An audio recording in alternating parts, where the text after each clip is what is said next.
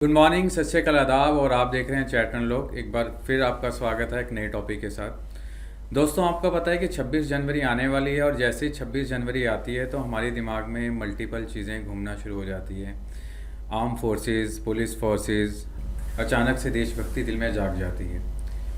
तो क्या ये देशभक्ति 26 जनवरी को ही जागनी चाहिए या फिर देशभक्ति हमेशा दिल में रहनी चाहिए? इसके बात करेंगे आज। दोस्तों, आज है हमारे साथ कर्नल अशोकन, जो कि आर्मी एयर डिफेंस में काफ़ी लंबा समय बिता चुके हैं। देश को उन्होंने काफ़ी अपनी सेवाएं दी हैं बड़े लंबे समय के लिए। कर्नल अशोकन अब अपना आर्म फोर्सेस के लिए एक इंस्टीट्यूट रन करते हैं, ऑलिव ग्रीन इंस्टीट्यूट, जिसके वो डायरेक्टर भी हैं। और आप मानिए कि 8,000 से ज़्यादा, 8,500 से ज़्यादा ये आर्म ऑफिसर सरकार को दे चुके हैं, देश को दे चुके हैं। कर्नल अशोकन, बहुत बहुत स्वागत है आज के एपिसोड में आपका। Thank you, Rajneesh ji, and thank you everybody here. It's a pleasure be here. बहुत अच्छा लगा आपसे मिलते हुए। कर्नल अशोकन, मैं आपसे काफ़ी दिनों से बात करना चाह रहा था कि जैसे कि हमारी इन बिटवीन भी काफ़ी बात हुई है इन चीज़ों को लेके। करेक्ट। तो मुझे लगा कि 26 जनवरी एक राइट समय है आपसे बात करने का। जैसे 26 जनवरी का हम लोग बात करते हैं, हमारे माइंड में वो एरोप्लेन्स आ जाते हैं, एयर जेट आ जाते हैं, भगत सिंह याद आ जाता है, गांधी जी याद आ जाते हैं, है ना।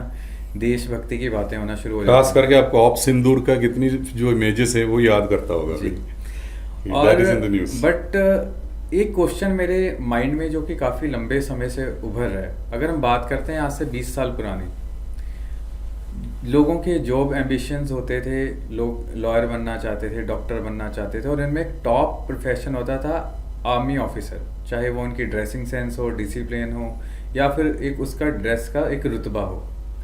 पर कहीं ना कहीं आज के टाइम में ये चीज़ें धूमिल होती जा रही हैं, कहीं ना कहीं ये चीज़ें पीछे हट गई है। मतलब अगर आप किसी भी यंगस्टर से बात करोगे, या जिन्हें हम लोग आज के जेनजी बोलते हैं, उनसे बात करोगे, तो शायद आर्म फोर्सेस एक लास्ट प्रायोरिटी बन के रह गई है आजकल के बच्चों के लिए। लगता है आपको ये? Rajneesh ji, you are somewhere correct, but then I will not exactly say कि आपने जो बताया सही होगा 100%, क्योंकि if you look at the statistics also, जो नेशनल डिफेंस एकेडमी के जो यूपीएससी एग्जाम्स हैं उसमें साल में 2 बार आता है, NDA 1 and NDA 2, right. Now if you look at the statistics, कम से कम 6 लाख से 7 लाख तक जो यंगस्टर्स हैं जो +2 लेवल में हैं, वो हर साल 2 बार ट्राई करता है। ओके। किसके लिए? आर्म फोर्स ऑफिसर बनने के लिए, army, navy, air force, it's a common exams. Yes, however, आपका बात में मैं सहमत हूँ, क्योंकि जो क्रीम लेयर है, एक ज़माने में व्हेन आई वाज ए किडो, जब मैं स्कूल में पढ़ते थे, तो आर्म फोर्सेस में ऑफिसर बनना is the biggest dream of a youngster. जो क्रीम लेयर हैं वो आर्म फोर्स ऑफिसर में जाके अपना प्राइड दिखाना चाहते थे। It was one of the most coveted profession. जैसे हम स्कूल्स की बात करते हैं, इंस्टीट्यूट की बात करते हैं, एनसीसी, एनएसएस का एक अपना ही क्रेज होता था। मतलब कि लोग अप्रोच करते थे किसी तरह से उन्हें शॉर्ट लिस्ट कर लिया जाए एनसीसी के लिए, एनएसएस के लिए, ताकि वो इन सर्विसेज में, आर्म सर्विस में जा सकें। बट वो कहीं ना कहीं चीज़ अब वो दिखती नहीं है। मतलब चाहे आप हमारा मीडिया कह लीजिए, या फिर आप टीवी देख लीजिए, टीवी सीरियल्स देख लीजिए। अगर हम बात करते हैं एक पिछले दशक की, मतलब कि तकरीबन 15-20 साल पहले की, तो आपको आर्मी के ऊपर टीवी सीरियल्स दिख जाते थे, आर्मी के ऊपर काफ़ी सारी बुक्स दिख जाती थी, बट कहीं ना कहीं वो पीछे हटती जा रही हैं चीज़ें। नहीं, ये तो सही है, लेकिन अभी आपने देखा होगा ऑप सिंदूर के बाद में कितनी मूवी आया है। धुरंधर आ गया, 21 आ गया, और भी मूवीज आ रहे हैं आर्म फोर्सेस के ऊपर, बॉर्डर 2 आ रहा है।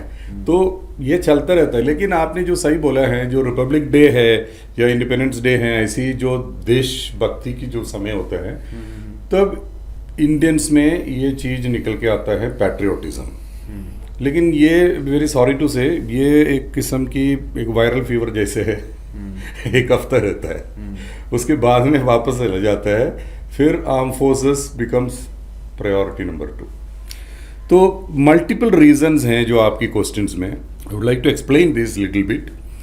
यू सी, जब भी हम इंडिपेंडेंस हमको मिले थे, जो हम आज़ादी मिले थे, तब Indian army was one of the most coveted profession in country. अब आप देखेंगे presidents of protocol fourth in the protocol थे army chief, president, prime ministers, vice presidents and governors इकट्ठा, उसके बाद में air chief, chief justice and उसके बाद में आते थे आर्मी चीफ प्रोटोकॉल पे। लेकिन फिर देखा गया as years went by, today we got 12th in the protocol, 12 पे चला गया हम लोग, फोर्थ पोजीशन रैंक। हायरार्की थी इसमें, हायरार्की से हम लोग पीछे जाते रहे, first point. So that also shows the importance which is being given for armed forces. Right now it is, we are not enjoying, to be very frank. Second reason है अभी 1986 में जो रैंक पे इंट्रोड्यूस किया गया है government, तब क्या हो गया, एक पे का रेगुलराइजेशन हो गया। तब लग गया, इनिशियल लगा इट इज एन अमेंडमेंट, अच्छा होगा, फायदा होगा सबके लिए, खुश हो गए। लेकिन वंस इट वाज इम्प्लीमेंटेड, फिर पता चल गया कि हमारा ओवरऑल पे नीचे चला गया, रिडक्शन हो गया हमारे पे में। So what happened in the whole bargain when pay commission started coming up, civil services specially IAS, IPS and other allied services हमारे ज्यादा पे लेना शुरू कर दिया। Okay, for example I will tell you very interesting thing. 14 to 16 year service में एक civil service officer today joint secretary level पे चले जाता है, central government joint secretary. Okay, वो जॉइंट सेक्रेटरी है equivalent to a major general in the Indian arm forces. जब भी मेजर जनरल बनने के लिए उसको 24-25 ईयर्स का सर्विस करना पड़ता है। वो भी it's a very sharp kind of hierarchy है। ये लोग बोलते हैं ना पिरामिडल हायरार्की, पिरामिडल भी नहीं है, ईफिल टावर जैसे चलता है, बिल्कुल शार्प एज पे जा रहा है। तो 18 year service, so 16 to 18 year service में आईएएस, आईपीएस ऑफिसर्स, आईपीएस फिर साथ साथ पीछे है, most of them 80% become a major general rank की तुलना equally to major general post. So 80% of the complete cadre, जब भी हमारा 3%, 4% भी मेजर जनरल भी नहीं पहुंचते, समझ गया। और ये 16 ईयर सर्विस में हम लोग सिर्फ कर्नल बनता है। सो एक जमाने में हमारे कर्नल साहब डीजीपी की जैसे होते थे पुलिस का। अब वही कर्नल साहब आ गया नीचे इंस्पेक्टर लेवल, इंस्पेक्टर भी नहीं है, थोड़ा एसएसपी लेवल पे आ गया, एसएसपी लेवल, इतना भी नीचे नहीं है, एसएसपी प्लस डीआईजी के आसपास आएंगे। लेकिन इसी से degradation happen to the cadre. तो ये जो डिग्रेडेशन पे में नहीं है, इज्जत में भी आ गया ना नीचे, तो नेचुरली क्रीम लेयर। अब आपने देखा होगा सिविल सर्विस की बात है, अब आप देखेंगे इंडिया में, वेरी इंटरेस्टिंग मैं आपको बताऊंगा, इसमें आपको सबको समझ में आएगा इंडियन आर्म फोर्सेस की क्या हालत हो रखी है।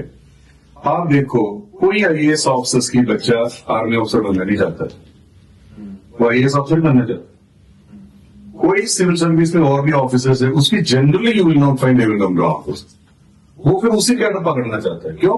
वर्क्स ज्यादा है और आपको पता क्या क्या होता है उसमें। फिर आप देखेंगे इंडियन आर्म फोर्सेस की एक और हालत में बताता हूं आपको, देशभक्ति लड़ाई के टाइम पे बहुत होता है, और similar kind of this kind of special days of independence day, everybody झंडा उठा के घूमता है, और जय जवान जय किसान समाज में स्लोगन होते थे। Now you tell me, who are the leaders of this country? Political leaders. हमारे बॉस कौन है? Political bosses. आपने अभी तक देखा है, अगर है तो आप बताएंगे मेरे को, कोई पॉलिटिकल लीडर की बच्चा या उसकी डॉटर या सन या डॉटर, सिस्टर और ब्रदर आर्म फोर्सेस में ऑफिसर बनना चाहता है क्या? तो आपको तो बताओगे। तो क्या है ये डबल स्टैंडर्ड नहीं है। बोलना चाहता है कि हम देशभक्ति पे उभर रहे, हम देश के लिए लड़ेंगे मरेंगे, अपने बच्चे पढ़ेंगे बाहर, ऑक्सफोर्ड में पढ़ेंगे, अपने बच्चे देश के नहीं लड़ेंगे, हाँ की बच्चे लड़ेंगे, मेरे बच्चे नहीं लड़ेंगे। So this is the real fact. Colonel साहब, एक चीज और सामने निकल के आती है, जैसे आपने बोला कि कंटेंट को, मतलब सर्विसेज को प्रमोट किया जा रहा है वाया मूवीज और भी काफी सारी चीजें, बट आपको लगता नहीं कि मूवीज सिर्फ एंटरटेनमेंट के लिए बन के रह गई है, और ये कहीं ना कहीं, जैसे आप बोलो कि आर्म फोर्सेज को प्रमोट करती है, तो इन मूवीज से कोई हेल्प नहीं मिल पा रही है army profession, as a profession army को लें बच्चे? देखो आर्मी के बारे में हम बताएंगे तो you should know there are two type of aspirants like selection process दो प्रकार के। एक तो जवान बनने की सिलेक्शन होता है जो आम आदमी जवान में ही जाता है। We got 2 lakh army, third largest army in the world है। तो 12 लाख की आर्मी है हमारे, वो तो जवान की सिलेक्शन में है। ऑफिसर क्लास है जो लीडर्स है वो है वेटलेस। तो 2 लेवल की सिलेक्शन होता है, एक ऑफिसर सिलेक्शन, एक जवान सिलेक्शन। ऑफिसर सिलेक्शन पे जो हमने अभी डिस्कस कर रहे थे, जो क्रीम लेयर जो है दे आर कमिंग लेस। और कौन आ रहे आर्मी ऑफिसर बनने के लिए? Now you will find children who are middle class families निकाला जा रहा है। अपर क्लास से बहुत कम बच्चे आर्मी ऑफिसर बनने के लिए आ रहे हैं। And there was a tradition, very it was very respectful कि हम मेरा फादर के फादर और ग्रैंडफादर के सारे फौजी थे, ऑफिसर्स थे या फौज में थे, और हम भी फौजी बनेंगे। So we call it traditions. Fifth generation, fourth generation अभी भी है, ऐसे नहीं है। मेरे बहुत खास दोस्त है, वो तो फिफ्थ जनरेशन का उनकी ग्रैंडसन अभी आर्मी में ज्वाइन किया। Is a fifth generation officer. It's a matter of pride serving the nation. 5 generation लेकिन अभी है नहीं है। अभी you will find even youngsters जो आज की यंगस्टर्स है, जो न्यू हम बताएंगे जेन ज़ी, तो न्यू जनरेशन है। Army is not the first choice. Even I don't feel it is the second choice today, क्योंकि there are 2-3 reasons for it. One reason is they really don't want to physically work very hard to become something in life. Shortcut generally ढूंढता है। I won't say this is nothing wrong. ये जेंसी को मैं believe नहीं कर रहा हूं। Why? Because हमारा जनरेशन है उनको पाला हुआ, तो our generation is also equally responsible. Yes, so this is one reason. Second reason is to become an office officer selection process is very tough. क्यों देखता है? क्योंकि बाकी कितने एग्जामिनेशन हैं उसमें आपको सिलेबस पढ़ के जाके एग्जाम लिखना, including IAS IPS civil service. आपको एग्जाम के लिए पढ़ना है, बहुत कुछ सिलेबस होगा पढ़ने, लेकिन interview finally is 1 hour interview.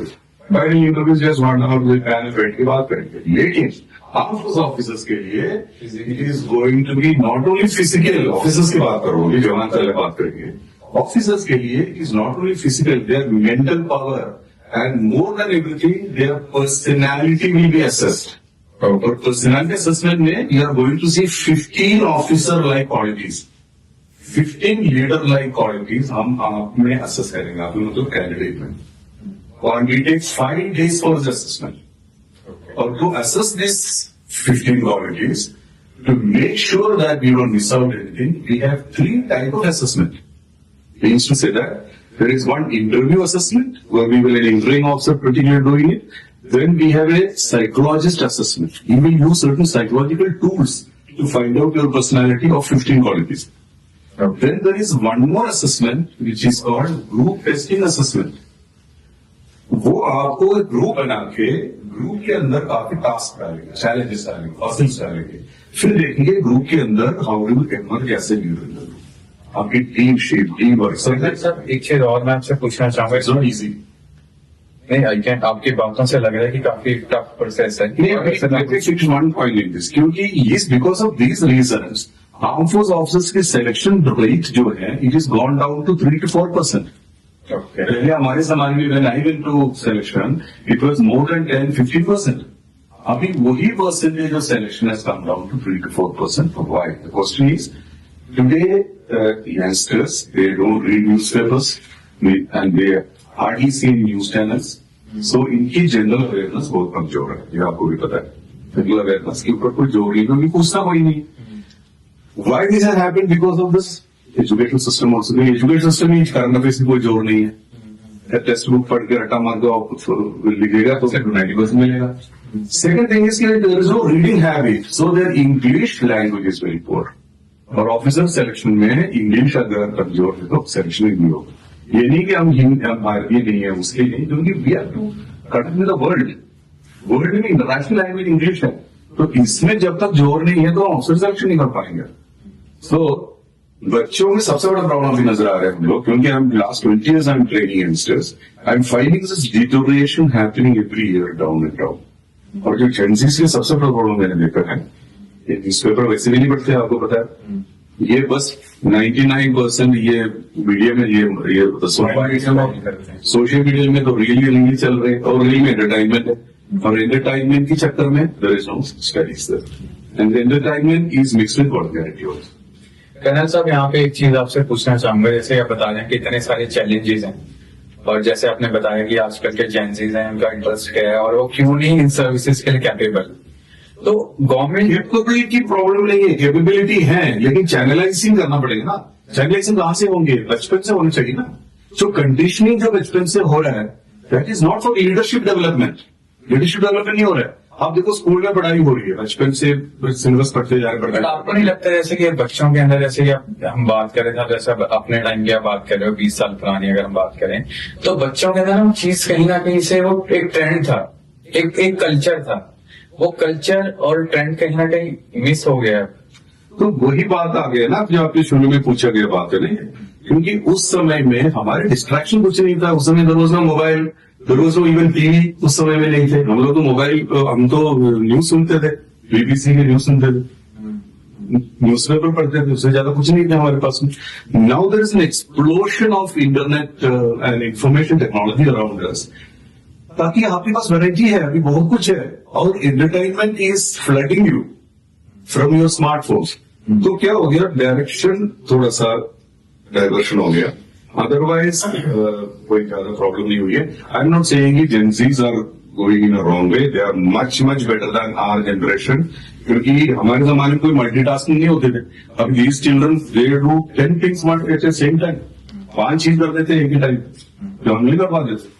So their brain is very sharp. Only thing is their direction is missing to become armed force officers. But आप ये बोल रहे थे कि इसमें इंटरेस्ट क्यों नहीं? इंटरेस्ट तो है, तभी तो 7-8 लाख बच्चे जा रहे हैं सिलेक्शन के लिए, लेकिन they are not in the right direction because they mostly go into by hearting things. We call it coaching. तो coaching is good for written examination. Sir, जैसे कि आपने बताया, आजकल की जो जनरेशन है उनका इंटरेस्ट एरिया कुछ और है ना। एक चीज और मैं आपसे जानना चाह रहा था कि जैसे ट्रेंड फॉलो होता था, जैसे हम बात कर रहे थे, पिछले लोगों में एक जुनून होता था कि टॉप प्रोफेशन में माना जाता था आर्म फोर्सेज में चूज होना। आज के टाइम में सरकार कुछ ऐसे एफर्ट्स या कुछ ऐसे पॉलिसीज या कुछ ऐसे प्रोग्राम चला रही है जिससे हम लोग जो आर्मी ऑफिसर में जाना है बच्चों का आजकल या न्यू जनरेशन का, वो दोबारा से रीजनरेट किया जा सके। देखो, इट कैन बी डन। अभी फॉर एग्जाम्पल मैंने बोला आप लोगों को शुरू में, ऑफिस सिलेक्शन की तो अलग ही बात है और जवान सिलेक्शन की अलग ही बात है। तो जवान सिलेक्शन पूछना चाहते हैं या आप ऑफिसर सिलेक्शन पर? मैं दोनों के बारे में बात कर रहा हूँ। ओके, तो ऑफिसर सिलेक्शन की बात पहले करेंगे। तो government is doing lot of schemes which I told you. अभी 8th पे कमीशन अभी आएगा, उसमें भी कुछ इंक्रीमेंट मिलेगा हम लोगों को जरूर, और पैरिटी जरूर चाहिए। तो मैं क्या बोलना चाह रहा हूं कि जो NFU है, जो गवर्नमेंट ने एक प्रिविलेज दिया गया है, दैट इज हाई कोर्ट से, which was given to all central government services, जब भी आर्म फोर्सेस को नहीं दिया गया था, उसकी केस चल रहे हैं, लेकिन आई एम श्योर ये हो जाएगा, तो पे में कुछ पैरिटी आ जाएगी बाकी सर्विसेज के सामने। तो there is some grievance arm forces करके हमको NFU मिलना चाहिए था, अभी तक क्यों नहीं दिया? जब भी ऑर्गेनाइज्ड सर्विसेज के लिए वो लागू किया है, जो पैरामिलिट्री फोर्स में भी है, बाकी सर्विसेज में भी अभी है। तो दिस इज वन इशू, तो हो जाएगा। तो सेकंड थिंग इज कि आर्म फोर्सेस की जो ओवरऑल पर्क्स आप देखेंगे, we have great facilities, officers messes, golf clubs and other extra curricular activities के लिए हमारे काफी कुछ है। डिफेंस का एरियाज में फैसिलिटीज दिया गया, ये सब चीज कोई और सर्विस में नहीं है। तो the life style which army can give to the youngsters, no service can give. And as you know, Army is the biggest employer in this country. सबसे बड़ा एम्प्लॉयर तो आर्मी है। ओके, इवन जवान level में भी देखेंगे या officer level में भी देखेंगे, इंडिया में सबसे बड़ा एम्प्लॉयर आर्मी। ओके, तो आप कितनी भी आप बोलेंगे, ये जो आर्म फोर्सेस की जो इम्पोर्टेंस कभी भी खत्म नहीं होंगे, क्योंकि वो होते रहेंगे। Yes, army is now getting linear and linear, मतलब नंबर्स थोड़ा हम कम करने की कोशिश कर रहे हैं, लेकिन टेक्नोलॉजी में हम आगे एडवांस बनाना चाहते हैं। technologically we become wanting to become more sharper, laser, sharp. तो मतलब बोले तो गवर्नमेंट जो पॉलिसीज लेके आ रही है, एक तो फाइनेंशियली एक फैक्टर है कि कोई अगर आर्म फोर्सेज ज्वाइन करता है तो फाइनेंशियली उसको एक सपोर्ट रहेगी, एक सिक्योरिटी रहेगी, उसमें कोई डाउट नहीं है ना। इसके अलावा आप बोले लाइफ स्टाइल इंक्रीज होगा, तो कहीं ना कहीं गवर्नमेंट भी इसको अपने लेवल पे प्रमोट कर रही है। तो सर मैं आपसे पूछना चाह रहा था, जैसे आप बता रहे हो कि अभी रिसेंटली सरकार ने एक अग्निवीर योजना शुरू की थी, और इस योजना को शुरू करने का जो उद्देश्य था वो ये था कि आर्म फोर्सेस को प्रमोट किया जा सके, ताकि ज्यादा से ज्यादा लोग आर्मी सर्विसेज को ज्वाइन कर सके। तो आपको लगता है कि अग्निवीर ऐसा करने में सफल होगा ये? देखो, Agniveer has become a very debatable subject in the last 4 years, because 4 साल पहले ये इंट्रोड्यूस किया गया था। और if you ask me personally, there are two aspects to the same issue. Okay. First I'll see one aspect and the second aspect also. So पहले ये अग्निवीर क्यों लेके आ गया था? One of the major reason was defence जो budget है उसकी around 55-60% पे एंड अलावेंसेस और पेंशन पे जा रहे थे। Okay. So there was less money for modernisation and new equipment acquisition. तो प्रॉब्लम हो रहे थे, और defence budget is huge budget, उसमें तो आप पे ही करते रहेंगे या सैलरी देते रहेंगे या पेंशन देते रहेंगे, तो फिर तो आगे हम मॉडर्नाइजेशन कैसे करेंगे? That was an issue. So इसको कैटर करने के लिए वन प्रोजेक्ट वाज इंट्रोड्यूस करता है। तो इसमें क्या है, 4 साल की एक्टिव सर्विस होगा, लेकिन इस 4 साल के बाद में 25% only will be retained in the arm forces and 75% will be discharge. जो सर 25 जो परसेंट है, जो लोग जो रिटेन होंगे, उनका क्या क्राइटेरिया, मतलब उनको कोई क्राइटेरिया सेट किया हुआ है सरकार ने कि ये लोग जो हैं 25% में, ये लोग भी आगे कंटिन्यू कर सकते हैं? देखो, ये 25% उनकी परफॉर्मेंस के ऊपर ही है, उनकी जो 4 years की परफॉर्मेंस के ऊपर कमांडिंग ऑफिसर्स ने उनको सिलेक्ट किया जाएगा एज पर मेरिट, ठीक है। और ये 25% will continue to serve for the full regular services. ये है इसकी जो स्कीम था। So what happened is, in the last जो 4 years में अग्निवीर का जो एंट्री होते जा रहे हैं, so out 26 में you will find now in this year the first Agniveer batch will come out. So this will be around 45,000 to 50,000 के बीच में, okay, जो बंदा बाहर निकल के आएंगे। तो how to rehabilitate them will be the main issue of the country government these days now. Now before that let me tell you, Agniveer project में फायदा क्या होगा, फिर नुकसान क्या होगा, मैं दोनों बता दूंगा आपको। फायदा ये है कि it is become a rallying point for all youngsters to come and have a national building character, discipline आ गया उनमें, and they are more 4 years of their life they are committed for the national service, national building, and they go out and serve with pride. That is the whole concept. अब उनमें क्या है, उनका पे में भी कुछ रिटेन किया जाएगा, और government also will give that much money to them. So by the time they go Agniveer बाहर निकलेंगे तो उनको अराउंड 12 लाख रुपीज उनके हाथ में आ जाएंगे। However they don't have any pension facility, they don't have any kind of provident fund facility, उनको कोई मेडिकल फैसिलिटी भी बाहर होगा नहीं है। सो इसमें रिपरकशंस क्या है, मैं काफी आर्मी ऑफिसर से मेरा बातचीत होते रहते हैं, कि विजिटिंग माय यूनिट आल्सो, और with my interaction one thing I understood, we are getting good Agniveer these days. ऐसे नहीं अग्निवीर वाला आके आज कर रहा है, अग्निवीर में भी बहुत अच्छा बच्चे आ रहे हैं, वेरी टैलेंटेड बच्चे भी, उसमें एजुकेटेड बच्चे भी आ रहे हैं, क्योंकि they want to serve the nation well. But there is a kind of uncertainty among them कि मेरा क्या होगा, अभी 25% में मैं आऊंगा या नहीं आऊंगा, वो टेंशन इनके पास में रह जाता है।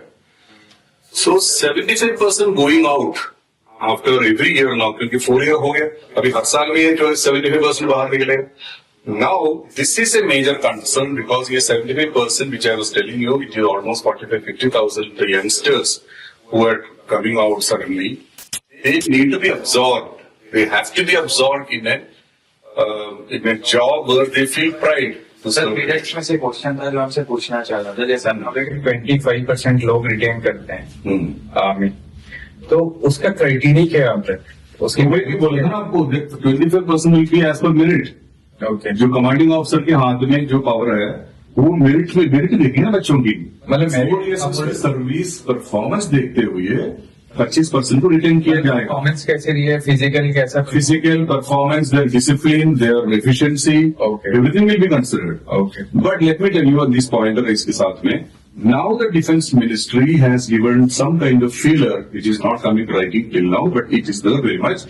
They are trying to increase this 25%, maybe to 50% also, or maybe to 60% also, which is not yet decided. Okay. But definitely होगा, which means 50 to 60% will be retained, okay, right? And only 30-40% will come out. अगर ये 30-40% जो जवान बाहर निकलेंगे अग्निवीर से, उनको absorb करना इतना डिफिकल्ट भी नहीं होगा। दैट इज वाई अभी अभी एक नोटिफिकेशन निकला है होम मिनिस्ट्री से फॉर द पैरामिलिट्री फोर्सेस की 50% vacancy is reserve for Agniveer. Okay, ये लेटेस्ट निकला है लास्ट वीक ऑफ डे। तो 50% अगर ऑब्जर्व रखी है, उनके लिए रिजर्व किया है, तो definitely major chunk of Agniveer will be absorbed into paramilitary forces. And I feel police में भी, जो स्टेट पुलिस में भी, इनको प्रायोरिटी देना चाहिए, क्योंकि they are trained people, they are disciplined, they are a workforce which is very very efficient than a normal civilian. उनकी ट्रेनिंग टाइम भी बच जाता है, ट्रेनिंग के लिए खर्चा नहीं करना पड़ता है। So this could be a very good force to join the police service also, actually speaking. लेकिन अभी उसकी क्लैरिटी नहीं मिली है, क्योंकि अग्निवीर अभी आएंगे 26 में, तब काफी कुछ चीज डिसाइड होगा। सर एक चीज और मैं आपसे पूछना चाहता हूँ, जैसे हमारे आर्मी के जो जवान होते हैं, मतलब कि मेट्रो सिटी को छोड़ के जो सेमी मेट्रो सिटीज हैं या फिर हमारे गांव हैं, हमारे जो टाउन है, वहां से निकल के आते हैं और वहां पे इतनी ट्रेनिंग फैसिलिटीज नहीं होती, वहां पे इतने अच्छे एजुकेशन इंस्टीट्यूट नहीं होते, तो क्या वो बच्चे, क्या वो यंगस्टर्स घर पे रह के भी इन सर्विसेज की प्रिपरेशन कर सकते हैं? कर सकता है। अभी वही बात हुआ है कि अभी ऑफिसर सिलेक्शन अलग की बात करना पड़ेगा, क्योंकि उसकी तैयारियां अलग है, क्योंकि उसमें लीडर बनना है। लेकिन अग्निवीर या जवान सिलेक्शन पे उनको फॉलोअर बनना है। ओके, तो फॉलोअर बनना और लीडर बनना में जमीन आसमान की फर्क है ना। सो लीडरशिप ट्रेनिंग के लिए भी घर से तैयारी कर सकता है, okay, but for the Agniveer के लिए भी उसको तैयारी करना है तो वो भी हो सकता है, क्योंकि अग्निवीर सिलेक्शन में मैक्सिमम क्या देखा जाएंगे, उनकी physical fitness, okay, height and weight and structure, ये सारा देखा जाएगा। तो their physical measures will be seen and the physical fitness is more seen. Intellectual, their capability is not very much seen, not observed much. However, for an officer selection, जो मैंने आपको बोला है, इनकी reasoning ability, their personality, their speaking skill, their cheerfulness, their 15 qualities which I have told you, ये सब कुछ देखा जाएगा। सो आपकी क्वेश्चन में आ गया अभी कि अगर ऑफिसर बनने की तमन्ना है बच्चे में, तो they should start preparing from 10th standard onwards. Firstly 10th standard से ही उनको हमने तैयारी करना चाहिए, लाइन में लेके जाने की। पेरेंट्स का भी रिस्पॉन्सिबिलिटी इसमें। और आजकल गर्ल्स का भी ये अपॉर्चुनिटी आ गया। 3-4 साल पहले गर्ल्स के लिए अपॉर्चुनिटी नहीं था एमबीए जाने के लिए, girls could only go in the graduation level. Okay, लेकिन अभी लड़कियों को भी लड़कों को भी सेम अपॉर्चुनिटी है नेशनल डिफेंस एकेडमी में जाने के लिए। उसके लिए क्या क्या जरूरत है मैं ये बता जा रहा हूँ। Firstly they should have PCM, physics, chemistry, maths in 11th and 12th। Okay, correct. Second requirement का अच्छा मार्क होना चाहिए फिजिक्स, केमिस्ट्री, मैथ्स में, क्योंकि एनडी के जो रिटन एग्जामिनेशन आगे पहले होगा यूपीएससी का, सिंपली करेंगे पूरे इंडिया में, तो साल में 2 बार मैंने आपको बताया तो पहले। उसके लिए पीसीएम की सिलेबस है, the syllabus is PCM. Not only PCM requirement, they should have good English speaking and writing capability. Movie देख रहा था कि लड़कियों को क्या चैलेंजेस आते हैं, जैसे उनके लिए वॉशरूम नहीं होते सेपरेट वहाँ पे, और उनके लिए जैसे वो स्टडी करने में कुछ प्रॉब्लम रहती है, सारी चीजों में थोड़ी चेंजेस आए हैं। बहुत चेंजेस आ गए। ये तो 10 साल पहले हो गया ना इंद्री, तो शुरू में था प्रॉब्लम, अभी वो प्रॉब्लम सारे सॉर्ट आउट हो गए। अच्छा, प्रॉब्लम सॉर्ट आउट हो गई। सर लास्ट में जाते जाते आपसे एक क्वेश्चन जरूर पूछना चाहूंगा कि आपकी कोई सजेशंस, जैसे कि आप हमारी जो आर्म फोर्सेस हैं या फिर जो हमारी एक डिग्निटी थी, आपके जैसे आपने कहा, या हम भी ये चीज नोटिस करते हैं कि वो थोड़ी कम होती जा रही है। इसको इम्प्रूव करने के लिए आपकी तरफ से कुछ सजेशंस या कुछ एडवाइस जो आपको लगता है कि चीजें अगर हो तो आर्म फोर्सेस वो डिग्निटी वापस हासिल कर लेगी जो किसी समय में हुआ करती थी? देखो, arm forces is the last post of this country. In this country her force fail होता है, पुलिस के भी फेल होता है, पैरामिलिट्री फोर्सेस फेल होता है, कोई कैलामिटी आता है, कोई फ्लड आता है। इट्स एन इंटरनल प्रॉब्लम है, एक्चुअली हमारा प्रॉब्लम नहीं है। We are going for external defence, लेकिन internal defence also many times we becomes the last post. मतलब फाइनली बोलते हैं आर्मी को बुलाओ, specially Naxalism. For example Naxalism को भी जो गोबरा फोर्स बने थे जो नक्सलिज्म की एक्सटेंशन के लिए, उसको हमने ट्रेन किया, आर्मी ने ट्रेन किया। So you will find calamity, कोई अर्थक्वेक आ जाता है, कोई रायआउट हो जाता है, जब भी इंटरनल फोर्सेस जब भी फेल होता है, पैरामिलिट्री फोर्सेस या पुलिस फेल होता है, finally army has to come and solve the issue. And we always did it, we never failed the nation. कभी हम नेशन को फेल नहीं किया है। We are the last post. हम भारत की सुरक्षा के लिए हमेशा ready, and we will never fail this nation. तो ये इज्जत हमको मिलना ही मिलना है, उसमें कोई डाउट नहीं है। अभी ऑफ सिंदूर के टाइम पे जनता को समझ में आ गया कि हमने कितनी बड़ा काम किया है, ठीक है। और we did it, specially my air defence, army air defence and army air force ने इतनी अच्छा काम किया। 88 आवर्स ऑफ वॉर था, उसके अंदर हमने एक सबक सिखाया दुश्मन को, which they never can forget. Right? So we were a very great force.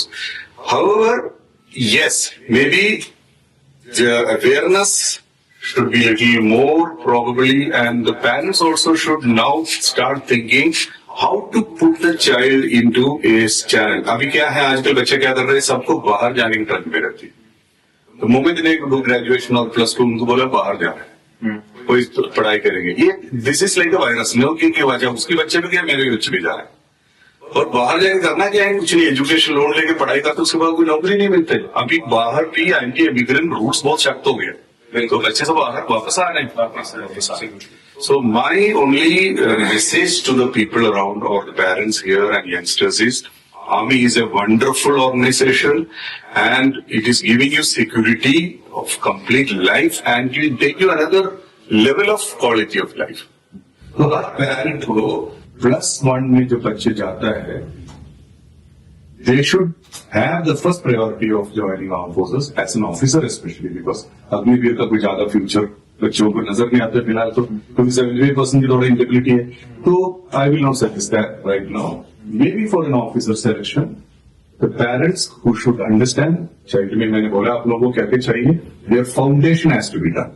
Foundation is very important. And foundation is, which I told you just now, their communication skill need to be developed, their general awareness has to be developed, and they should be physically very fit, very active.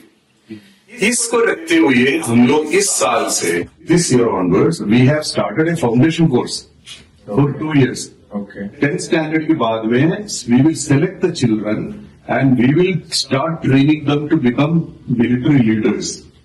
तो उनको हम 2 साल की training देंगे academics के साथ में। Academy will run from very good school and we will groom them, personality buildup करेंगे, फिजिकली फिट रखेंगे उनको और मेंटली एजाइल रखेंगे। और it is a wonderful opportunity for children, and 100% I can assure you, if you do this for 2 years, मजा है, बच्चा officer बनना ही है उसको। Only thing required is child need to have a vision.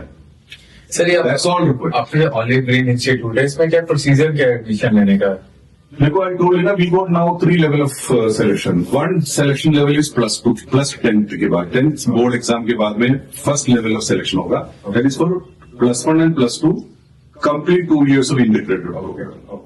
Second जो एंट्री पॉइंट है, +2 में आएंगे बच्चा बाहर से, तो उनको हम सिर्फ लेंगे रिटन एग्जामिनेशन प्रिपरेशन के लिए। एयरफोर्स के लिए भी एक एग्जाम होता है गर्ल्स के लिए, इसको बोलते हैं गर्ल्स एंड बॉयज के लिए FCAT, एयरफोर्स कैट। वो सब अलग अलग लेवल के एग्जाम्स है, लेकिन एंट्री लेवल में +2 लेवल का है, which is for NDA exams. +2 के बाद में भी ग्रेजुएशन लेवल में भी हम सेलेक्ट करेंगे फॉर आर्म फोर्स सिलेक्शन का, ऑफिसर सिलेक्शन के लिए। SSB। तो ये सर ऑनलाइन भी अप्लाई कर सकते हैं? ऑनलाइन अप्लाई कर सकते हैं। I can tell for everybody's sake. My website is olivegreens.co.in. So Olive Greens, you go Google me, you will get all the details. Okay. And not only, I don't want them to join also, I am ready to give them free advice. Okay. We do a lot of social service. In fact, in my institute, war widows और battle casualty के बच्चों को free में training देता है. अरे, Yes, we train them free of cost, and a lot of war widows have been trained by us who are officers today. तो ये थे कर्नल अशोकन हमारे साथ, जिन्होंने हमें कंप्लीट जानकारी दी, बताया कि आर्मी सर्विसेज को हम लोग कैसे अडॉप्ट कर सकते हैं, कैसे ज्वाइन कर सकते हैं, क्या क्या उसके पैरामीटर्स हैं और किस तरह से सरकार और जो दूसरी ऑर्गेनाइजेशंस हैं आर्मी फोर्सेस को प्रमोट कर रही है। Thank you so much colonel Ashokan, आपने शो में आने के लिए और आपने इतनी अच्छी जानकारी हमसे शेयर की। Thank you. I'm always available. Thank you very much. Thank you so much.